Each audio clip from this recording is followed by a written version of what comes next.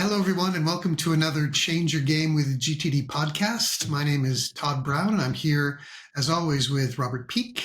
Hey, Todd. Hey, Robert. And we are thrilled to have with us today a very special guest, Jenny Costelloe.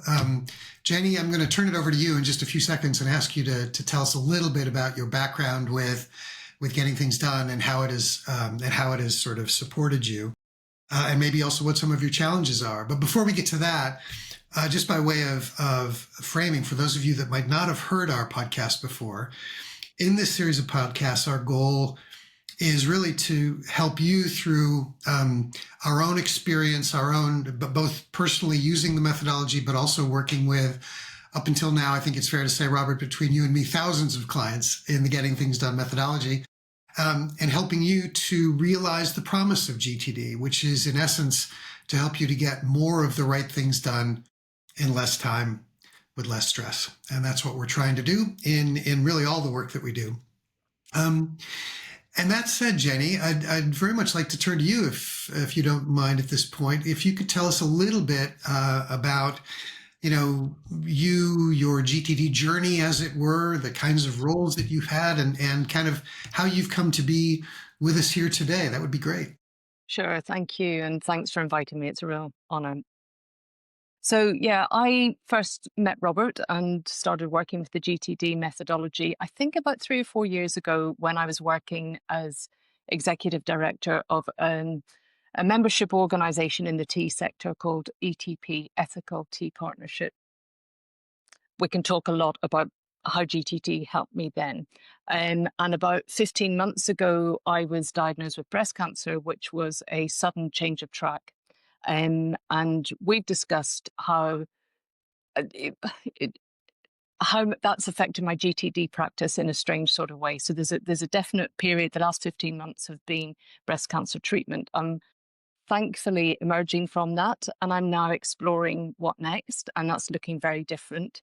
And I'm dusting down my GTD practice, and kind of I need it. I need something slightly different to what I needed in the old executive director job, and I'm hoping we can discuss a little bit about that. So, three distinct phases: the running an organization, the breast cancer phase, and emerging from that and looking forward to the future. Wonderful. Well, really happy to have you here, and we've worked together quite a bit. So always happy to see you. Thank you, and I Robert. think it's just really great that I think these are distinct phases, and the transitions between phases, I think, is maybe a topic that a lot of our listeners will resonate with, because life has those, in case you haven't noticed. Indeed. You can't plan for them. Yeah. So Yeah. maybe just by way of kicking off the exploration of all this, you could talk a little bit about sort of how GTD has helped, or what has helped, in the phases you've been in, and kind of in the transitions. So we can maybe look a little bit about at what's working, and then talk about what are the challenges specifically that maybe we could help you explore and have a conversation about as well. Yeah, I think, yeah, great. I'll try, and I mean, we'll knowing me, we'll meander a bit. But when I was working as executive director of ETP, it's a global organization for the tea sector. There are 50 companies who support us. We have activities in, at the time, it was 8 different countries, and an international team. And Robert, I remember our first conversation, you said, how do you decide what to do? And my response to it was, I look at my inbox. And I was being driven by my emails. I was, it felt like firefighting mode all of the time, kind of who's asking for something from me now? And that was the first thing I did. And inevitably, that approach just meant I wasn't moving things on at a kind of higher level or at a strategic level, or things were slipping, and between a scribbled notebook from meeting notes and my inbox, I was just about holding things together, and I lived with a constant sense of overwhelm. And so that, that's admitting where I was when we first started working together. And I had read the GTD book years ago, probably in a phase of my life where I wasn't feeling that same sense of overwhelm, the volume of work. And I hadn't brought anything over yet. So we worked together, and I think what was really helpful for me, I was nervous that this was going to be a software driven approach to productivity. And I was digging my heels in, and it wasn't that about at all. It was about, how are you capturing things? How are you organizing that? How are you prioritizing, and how are you deciding? Um, and it was, once I kind of relaxed about it not being a technology solution, it's actually a thought structuring solution. I really embraced that, sorting my thoughts into different lists that helped me know what to work on and when. The other thing I should say about the role was it was international, and I was doing a lot of commuting by train several times a week. So I had a lot of time where I was offline or out of contact. Um, and the ability to create lists that were kind of almost when you're offline, you can read that document, draft that note, and work on those things, was just so empowering.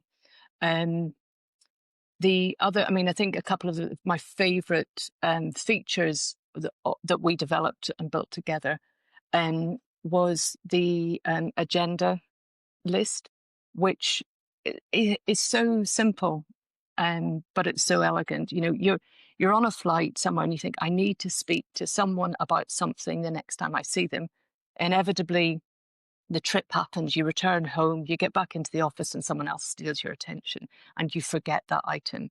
But if you have an agenda list, it's there for you. So the next time you speak to Robert or to Todd, you know what you wanted to say to them, rather than leaving that meeting going, I've got to mention XYZ. So that was helpful. And it gave me, I think I became a little bit more reliable with my stakeholders, that I was using the time with people more effectively. And it's not the kind of agenda you necessarily circulate to someone in advance. It was just making sure that the conversations and interactions you have are worthwhile. And the other thing that was just, for me personally, transformational was the waiting for list, because given the kind of fly in, fly out style of working that I was doing, I was having conversations with people. People were promising me things, or I was asking for things, and I would leave and move on to the next whatever, and I'd forget.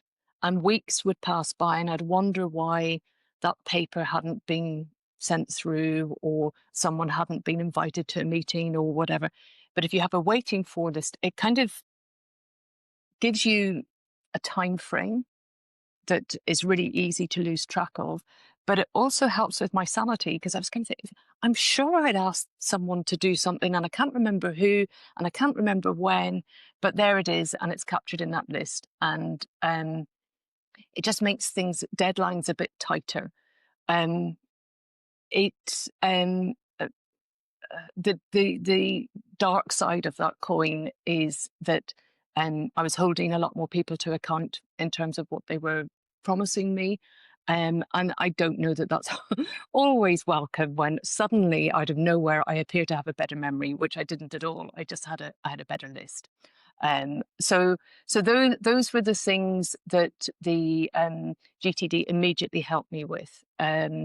The other things that I had was, I had a little app on my phone which I could send a voice note to myself if, walking the dog or running for the train, and you haven't got your notepad or whatever, just sending these little things that end up on your list somehow, even though you're not at your desk at the time that you think of that. So that was helpful. And I listened to one of your other podcasts recently, and someone was talking about the someday maybe list, and how it can feel so almost aspirational, kind of someday maybe as if list, and that was somewhere that I suppose, if I look back at the practice when I was at the ETP, I was chipping away at the someday maybe things, but that's only effective if you're disciplined about your regular review of your system. So that's the ETP phase. That's the kind of probably most relatable example of my using the GTD model. That's such a wonderful overview. Thank you so much. Okay. I'm just thinking about what you've just gone through, and I'm thinking, what are some of the key points that we make with people when they first start to come to us and they first start to work with us?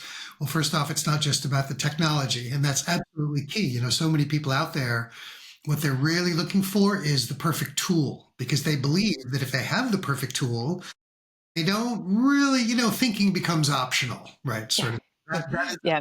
that we, and by the way, in the age of AI, there's a whole new wave of people who believe that, you know, that AI will make thinking optional. So there's some really interesting things to be to dive into there. And the fact that you've mentioned a few lists in particular, I love the examples that you gave around the agendas lists. I think, and you know, and as you described, this is, I think, for most people, this is such a common experience. It's like, okay, something occurs to me. I know that what I need to do is talk with someone about this.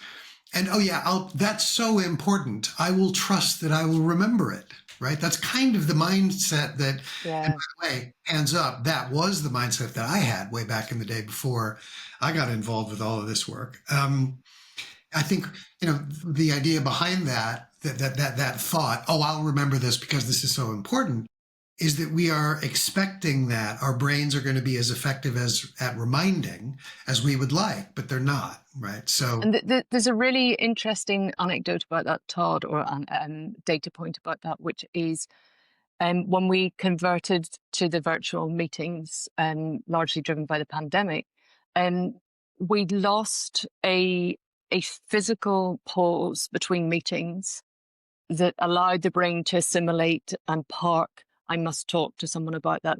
And we went from same screen, different person, different face. And so you didn't ever have that moment to go, yeah, talk to Robert about that later, talk to Todd about that on Monday.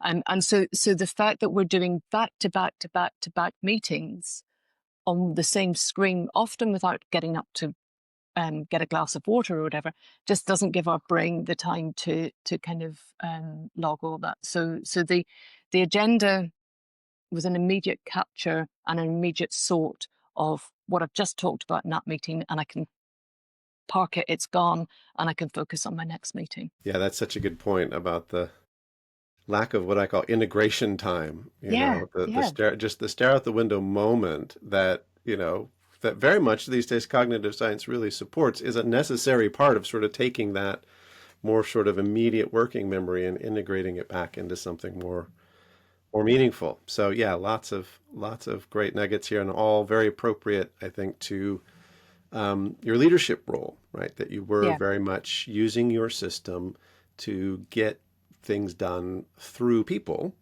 as appropriate as a leader. Using it to review when you had some downtime to review, using it also to rapidly switch context without losing things when, as you said, you were in the back-to-back meetings. And then, of course, there's the second phase you talked about, which is working within the medical system to get well. And it sounds like why don't you share what was the system there? Sure. So kind of just to illustrate how international my career was, I had a trip to West Coast America last March, and before I went on that trip, I found a lump in my breast. Didn't have time. Didn't think I had time to see a doctor. Went to America, came back, landed on the Monday night, did a board meeting on the Tuesday, mentioned to a close colleague, friend in passing that I had this lump, and she kind of said, okay, I'm cancelling your meetings, you make that appointment. And by the Friday I was diagnosed. So I, at that point, it's I've described it as you're at the top of one of those water slides and somebody pushes you off and there's just no holding on. The medical system, particularly after a cancer diagnosis, just takes you, and I've been spat out the other end of that water slide, and still in one piece just about, but no productivity management system can help you in that instance. But we did, through conversation, Robert, identify one kind of unexpected benefit of the GTD. So the organisation was brilliant and supportive, and gave me the time off that I needed to have the treatment.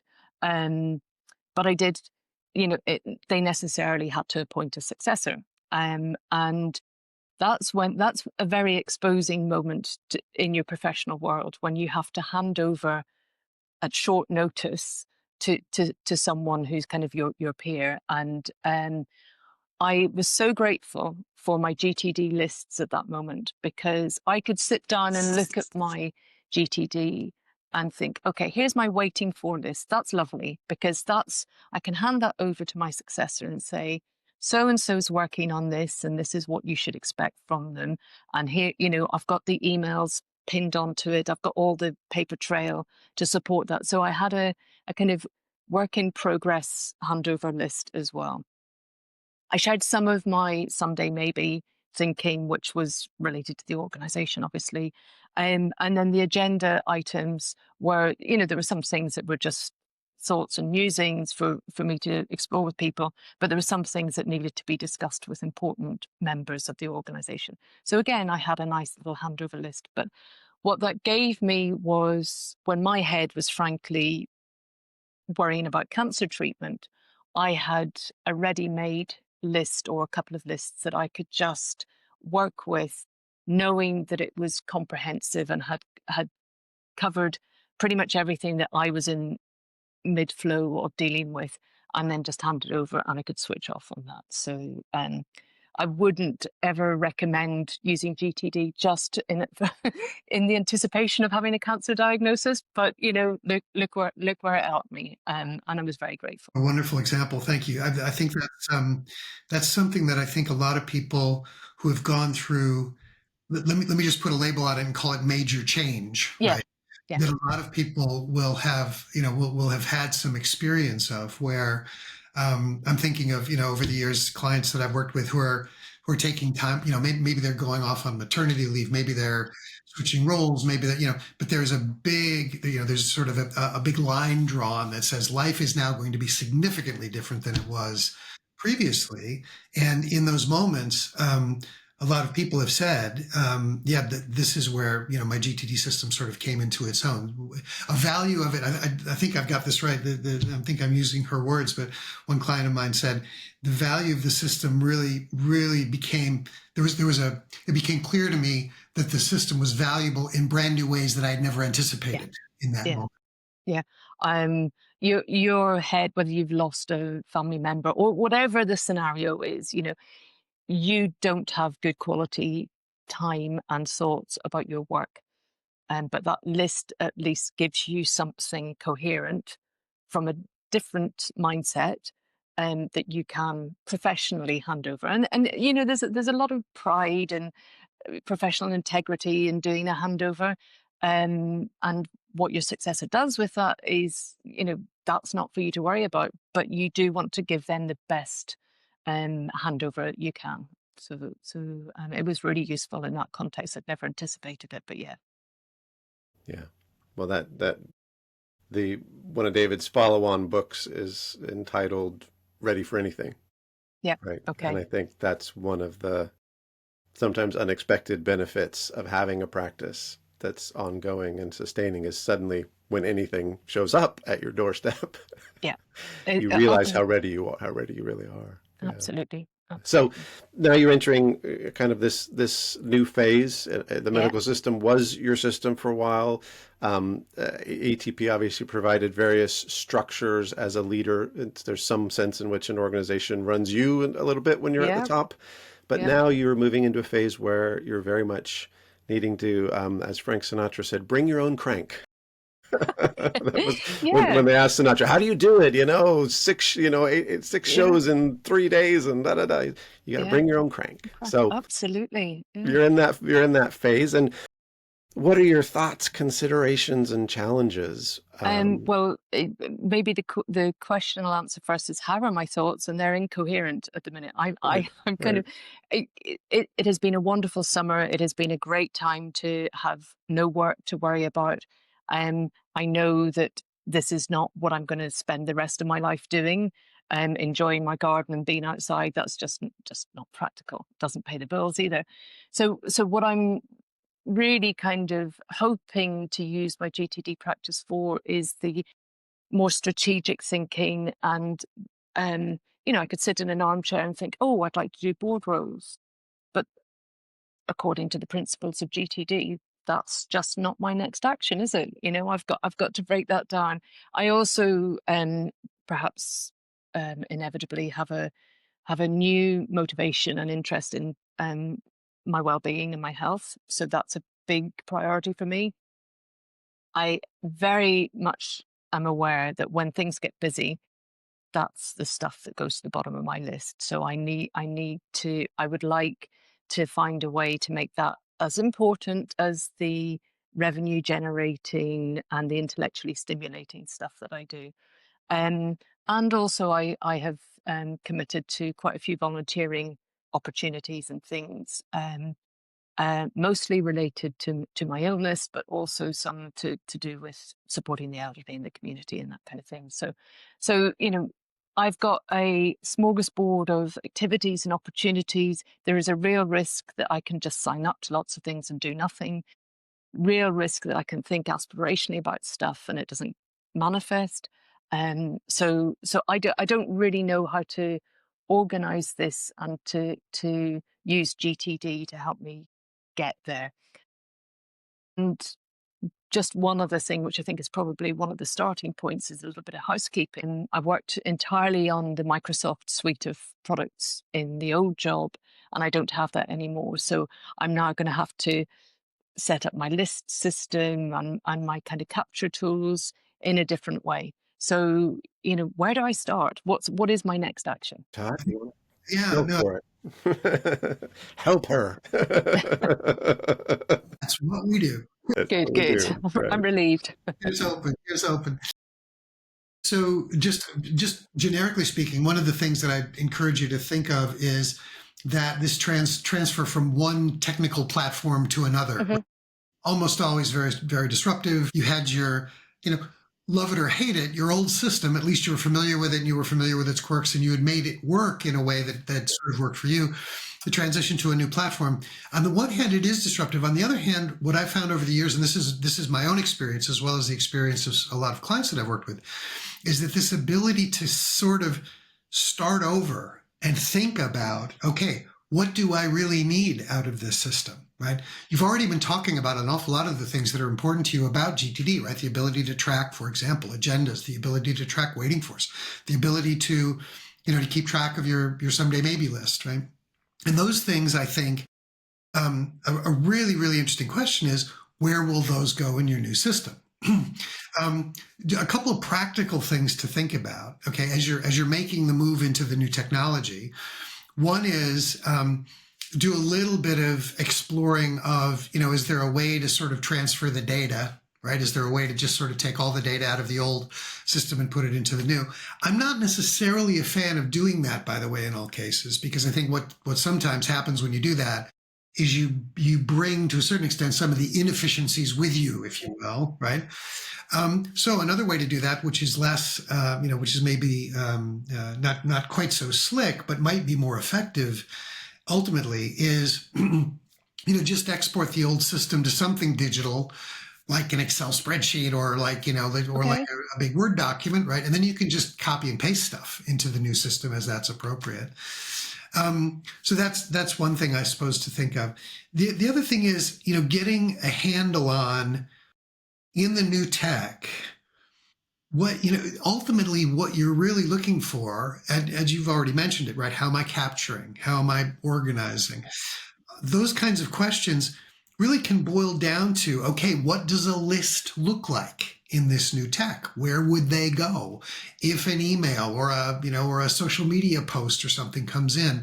that I then need to be able to convert into, or from one of those incoming messages, create a new reminder. How does that happen? How do I get that onto a list, right? Those kinds of questions. If it's not something that that you have enough experience of the new platform to to know the answers to those questions, then that's one of the reasons we have the setup guides, right, which are available on our website, and so people can people can get access to just sort of, okay, in this new world, whether it's Google, whatever the platform is, um, what does how should I think about where to put my lists and what are my options in terms of the tools that I might use. So it can be a brave new world, and that can come with the pain of change, as it were. But there's also upside there, and I'd encourage you to think about it in those terms as well. Robert, I know you've done quite a lot of work with folks doing making the transfer to new tech. Anything else come to mind for you? Well, yeah, no, I just would echo all of that in terms of what an opportunity it is, right? For you to go, okay, well, how do I make this work for me? And the nice thing is you do have a lot more freedom. You don't have any of these corporate constraints. Um, and you have a taste of what it means to capture very slickly and elegantly and quickly. You have a taste of what it means, what that experience is, of being able to get a really good inventory of your projects and review them once a week and so forth. So your inherent understanding of what you want as an experience from your system should be the guiding, right, of your decisions about what tool to pick and how to integrate it and all those kinds of things. And I would say keep it as simple as you can get away with, ultimately, at Yeah. least to start. As simple as you can possibly get away with to get the experience that you're looking for. So that would be my lead out into the tech. And then really this is an exciting time, more generally, I think, for you, Yeah. in that, you're really being able to forge ahead with, creating more of what you want in your life and having more of an understanding and some perspective from some big life experiences about what life's about and what you want to get out of it. I mean, that's tremendous. So we talked about things like the areas of focus. We talked about higher horizons in Hmm. in the coaching, but even those, to an extent, are sort of handed to you in a corporate role, and to some extent handed to you when your life is mostly about work or a lot about work. In that the personal things is more of an inventory rather than an I would like, right? It's, well, I'm a homeowner and I have health and I have this and I have that. But now you get to kind of pick what those are, what those areas are for you. So I would encourage you, while you're doing the bottom up of building out your tech, to also really do some top down work, and to really look at, um, not only the 5-year plan, the 3-year plan, the vision, the goals, the discrete areas of focus that'll get you there, but the quality maybe of experiences that you want in your life. And increasingly, for me, as I come back to, well, what's the quality? What am I wanting to experience in my life? And what are the different avenues to get there? Very often, all unexpected things will show up, unexpected opportunities, new ways of achieving the essential experience I've been looking for, that don't necessarily have to go down a prescribed path that I thought they had to. So I like to do an exercise called kind of an ideal scene, like, in my life, and we've done sort of mind maps and spider diagrams. So you sort of whip out one of those and go, well, look, what are the branches and what are the things I want to be doing? What do I want to be experiencing? And then, of course, you know how to bring that right down into what are my desired outcomes. And now some of your desired outcomes may be clarify projects, right? The verb there may be, clarify, exactly what I want here. And that's okay. That is a legitimate project. If there is a deliverable at the end of that called, okay, I've clarified and defined, and I know I want, is it 3 board roles or 1 board role, or what kind Right. of Yeah. boards and what kind of companies and whatever. If there's a deliverable of me telling me what I want at the end of that, that is a project. Just the clarification of what that is maybe the move horizon you have right now, right? And so just acknowledge that you don't have to see the ultimate step. You just have to see, well, what do I want to be true next, to then be able to kind of make the next move. Yeah. That's it's a really interesting way of thinking about it. I mean, again, I slip into this kind of mindset that GTD is just to help me get things done, rather than make directional decisions which are bigger than the next action.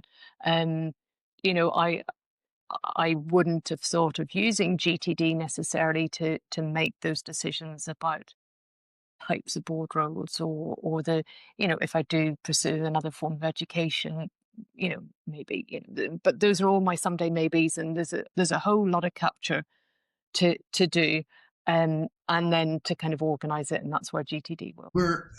This is, I'll tell you what, for me anyway, the time has just flown, but we've come up on just about 30 minutes.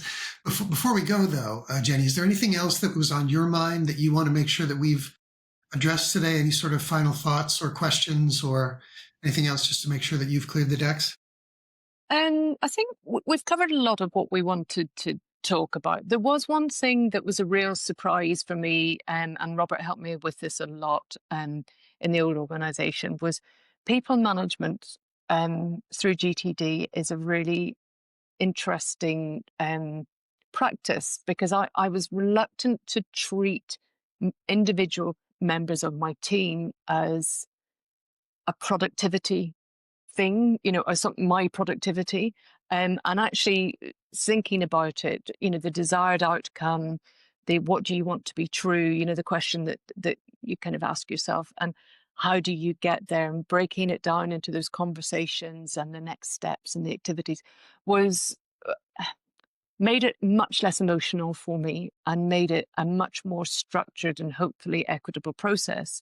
Um, I, and again, you know, that is one of the unexpected benefits of the practice, that I was resisting putting people management into the system, and once I did, I felt it was much more structured, and less emotionally draining for me. So that was a good takeaway for me as well.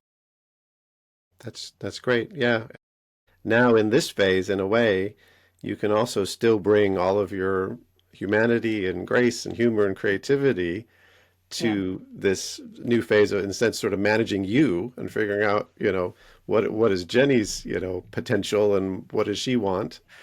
My poor dog has never been so well managed, Robert. Oh, bad, so He's my bad, only so subject. bad. It's time to turn the focus onto you. But as you said, you can also still use that structured Yeah, approach to then, you know, really achieving things that absolutely. are inspirational and meaningful to you. So, yeah, Nice. it's great. I'm very sorry to have to say this, but I'm afraid we're going to have to draw under a line under things today. Jenny, can't thank you enough for being My with us. pleasure. Thank you. Thank you so much. And for those of you out there who are who've been listening in on this and watching, some of you, please do like and subscribe if you want to hear more from us about the things that we're talking about in these podcast series. Also, please be aware that we, as we sometimes say, we do take requests. So if there's anything in particular you'd like us to be talking about, please do let us know. But for now, from Jenny, from Robert, from me, thank you very much for being with us, and we'll look forward to seeing you next time.